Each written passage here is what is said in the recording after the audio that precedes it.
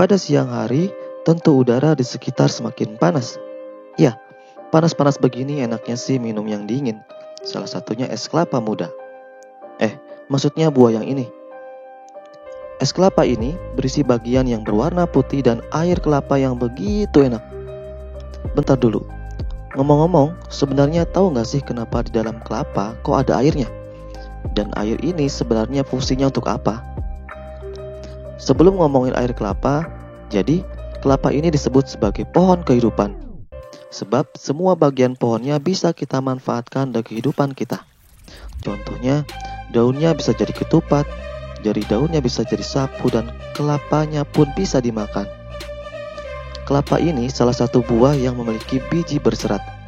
Umumnya, kelompok buah ini memiliki 3 lapisan, seperti lapisan luar, lapisan tengah, dan lapisan dalam.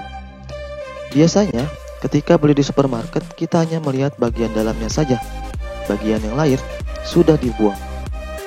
Nah, khusus di bagian dalam, ada bagian yang berwarna putih dan lezat. Bagian yang lezat itulah yang disebut dengan endosperm. Endosperm merupakan sumber nutrisi bagi embrio untuk bertumbuh dan berkembang. Endosperm ini lapisan yang terdapat di dalam kelapa yang bikin tumbuhan terus tumbuh. Endosperm lama-kelamaan akan mengeras dan bisa dimakan. Ya, bagian yang berwarna putih di dalam kelapa adalah endosperm yang sudah matang dan mengeras. Dan yang belum matang masih berupa cairan. Cairan inilah buat kita jadi segar, ya apalagi ditambah makan mie ayam. Buahnya mempunyai satu embrio yang berukuran kecil dengan endosperm yang banyak. Endosperm buah kelapa mengandung karbohidrat 9%, lemak 38%, dan protein 4%. Ya, kelapa kaya akan lemak.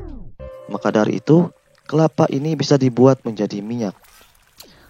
Dan apakah mengkonsumsi kelapa terlalu banyak akan membuat kita mempunyai penyakit lemak? Endosperm mulai terbentuk pada saat buah berumur 5 bulan. Dan pada tahap awal, endosperm berbentuk cair dan menjadi padat pada saat buah kelapa berumur 6 bulan. Secara alami, endosperm akan bergulang karena telah terserap oleh bibit yang bertumbuh. Bibit kelapa yang berumur 5-6 bulan telah menyerap endosperm sebanyak 60%. Makin bertambah umur bibit, kandungan endosperm makin berkurang. Penurunan berat endosperm makin besar setelah bibit berumur di atas 3 bulan.